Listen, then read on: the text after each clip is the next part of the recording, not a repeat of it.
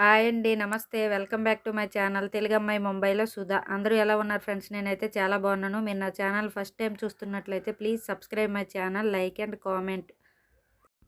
నేను ఈరోజు ఎంతో టేస్టీ అయిన గోబీ 65ని తయారు చేశాను. మీరు కూడా నా స్టైల్లో తయారు చేయండి. చాలా సింపుల్గా, ఇంకా చాలా ఈజీగా, వంట రాని వాళ్ళు కూడా చేసుకునే విధంగా చాలా టేస్టీగా ఉంటుంది. ఇంకా 5 మినిట్స్లోనే ఇంట్లోనే రెడీ చేసుకోవచ్చు. ఎప్పుడు బయట నుండి తెచ్చుకునే బజ్జీలు, పకోడీ కాకుండా ఒకసారి గోబీ 65ని కూడా తయారు చేసుకోండి.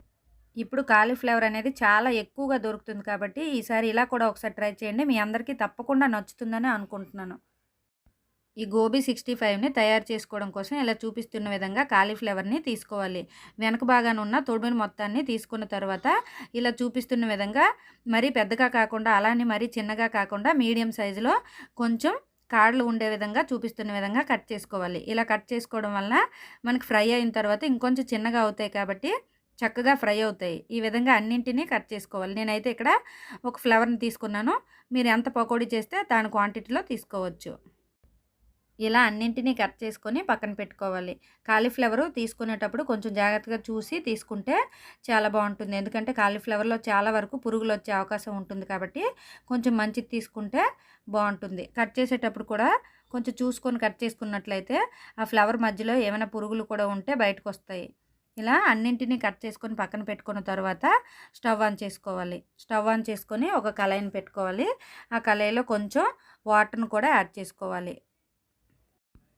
మరీ తక్కువగా కూడా వాటర్ యాడ్ చేయకూడదు.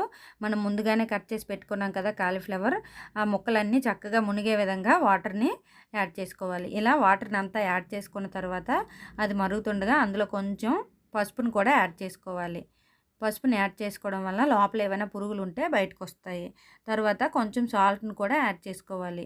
ఇంకా పసుపు, సాల్ట్ యాడ్ చేయడం వలన మనకి ఏవైనా కెమికల్స్ అలాంటివి వేసి పండించినా కూడా చక్కగా క్లీన్ అవుతాయి. కాబట్టి ఇలాగా పసుపు, సాల్ట్ వేసుకున్న వాటర్ చక్కగా మరుగుతున్నప్పుడు ఈ కాలీఫ్లవర్ ముక్కలను కూడా అందులో యాడ్ చేసుకోవాలి. ఇలా అన్నింటిని యాడ్ చేసుకున్న తర్వాత చక్కగా కలుపుకోవాలి. ఇక్కడ నేను చూశారు కదా, చాలా వరకు ముక్కలు మునిగే విధంగా వాటర్ని యాడ్ చేసుకున్నాను.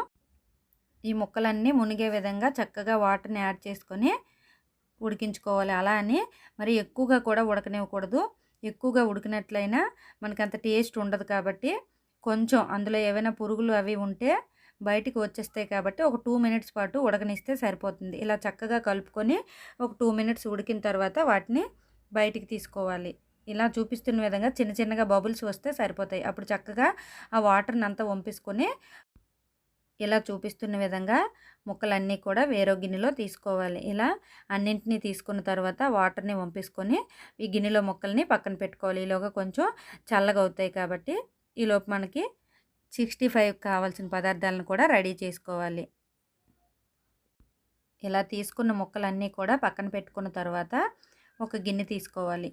ఒక గిన్నె తీసుకున్న తర్వాత అందులో చూపిస్తున్న విధంగా మీరు ఎంత కారం సరిపోతుంది అనుకుంటే అంత కారాన్ని కూడా యాడ్ చేసుకోవచ్చు. నేనైతే ఇక్కడ 1 స్పూన్ కారాన్ని యాడ్ చేశాను.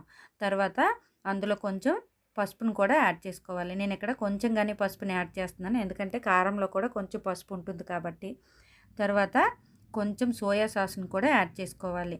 సోయా సాస్లో కూడా సాల్ట్ ఉంటుంది. మీరు మళ్ళీ సాల్ట్ వేసేటప్పుడు కొంచెం చెక్ చేసుకొని వేసుకుంటే మంచిది. ఇలా సోయా సాస్ని కూడా యాడ్ చేసుకున్న తర్వాత కొంచెం చిల్లీ సాస్ని కూడా యాడ్ చేసుకోవాలి. నేను ఇక్కడ చిల్లీ సాస్ 1 స్పూను, ఇంకా సోయా సాస్ 1 స్పూను తీసుకున్నాను. తర్వాత అందులో కొంచెం ఒక చిటికెడంతా గరం మసాలాను కూడా యాడ్ చేసుకోవాలి. గరం మసాలా అనేది నేను ఇంట్లో తయారు చేసుకునేదే వాడుకుంటున్నాను. మీరు మీ ఇంట్లో ఏది ఉంటే అది వాడుకోవచ్చు. ఇలా గరం మసాలాను కూడా యాడ్ చేసుకున్న తర్వాత అందులో 1 స్పూను అల్లం వెల్లుల్లి పేస్ట్ని కూడా యాడ్ చేసుకోవాలి. ఇలా అల్లం వెల్లుల్లి పేస్ట్ని కూడా యాడ్ చేసుకున్న తర్వాత వీటన్నింటికి చక్కగా కలుపుకోవాలి. ఇలా చక్కగా కలుపుకోవడం వలన ఈ మసాలాలన్నీ కూడా ఒకసారి చక్కగా కలుస్తాయి. ఇంకా ముక్కలకు కూడా చక్కగా పడతాయి. కాబట్టి ఇలా చూపిస్తున్న విధంగా అల్లం వెల్లుల్లి పేస్టు, సాసులు అన్నీ కలిపి ఒకసారి చక్కగా కలుపుకోవాలి. తర్వాత కొంచెం చూపిస్తున్న విధంగా ఒక 1/2 కప్పు బియ్యం పిండిని కూడా యాడ్ చేసుకోవాలి. ఇలా బియ్యం పిండిని యాడ్ చేసుకున్న తర్వాత చక్కగా కలుపుకొని 1 కప్పు కార్న్‌ఫ్లోర్‌ని కూడా యాడ్ చేసుకోవాలి. కార్న్‌ఫ్లోర్ యాడ్ చేసుకోవడం వలన మనకి 65 అనేది చాలా క్రిస్పీగా వస్తుంది. కాబట్టి బియ్యం పిండి కంటే కార్న్‌ఫ్లోర్ కొంచెం ఎక్కువగానే యాడ్ చేసుకోవాలి. ఇలా బియ్యం పిండి, కార్న్‌ఫ్లోర్ మసాలాలన్నీ ఒకసారి బాగా కలుపుకొని అందులో మనకి కొంచెం సరిపడినంత ఉప్పును కూడా యాడ్ చేసుకోవాలి. మీకు చూపించడం కోసం నేను ఇక్కడ ఫుడ్ కలర్‌ని కూడా యాడ్ చేస్తున్నాను. మీకు నచ్చితే వేసుకోవచ్చు, లేదంటే లేదు. ఫుడ్ కలర్ అనేది పూర్తిగా ఆప్షనల్. నేనైతే ఎప్పుడు వేసుకోను. కానీ మీకు చూపించడం కోసమే ఇక్కడ నేను ఫుడ్ కలర్‌ని యాడ్ చేశాను. ఇలా అన్నింటిని వేసుకున్న తర్వాత చక్కగా కలుపుకొని కొంచెం కొంచెంగా వాటర్ పోసుకుంటూ ఉండలు లేకుండా చక్కగా బజ్జీల పిండి కంటే కొంచెం గట్టిగానే కలుపుకోవాలి. ఇలా కలుపుకున్న తర్వాత పక్కన పెట్టుకోవాలి. ఉండలు లేకుండా చక్కగా జారుడు విధంగా పిండిని కలుపుకొని ఈ పిండిని పక్కన పెట్టుకోవాలి. మీకు నచ్చితేనే ఫుడ్ కలర్‌ని యాడ్ చేసుకోండి. లేదంటే అసలు యాడ్ చేయకపోయినా మంచిదే. ఎందుకంటే మనం పిల్లలకి ఇస్తాం కాబట్టి ఫుడ్ కలర్‌ని ఎంత అవాయిడ్ చేస్తే అంత మంచిది. ఇక్కడ మా బాబు వీడియో మధ్యలో వచ్చి ఎంత చక్కగా ఆడుకుంటున్నాడో చూడండి. చిన్నోడు కదా, కొంచెం ఇగ్నోర్ చేసేయండి ఫ్రెండ్స్. తర్వాత ఈ పిండిని కలుపుకొని పక్కన పెట్టుకున్న తర్వాత స్టవ్ ఆన్ చేసుకొని స్టవ్ పైన ఒక కళాయిని కూడా ఉంచుకోవాలి. ఇలా కళాయిని పెట్టుకున్న తర్వాత డీప్ ఫ్రైకి సరిపడినంత ఆయిల్ని కూడా యాడ్ చేసుకోవాలి.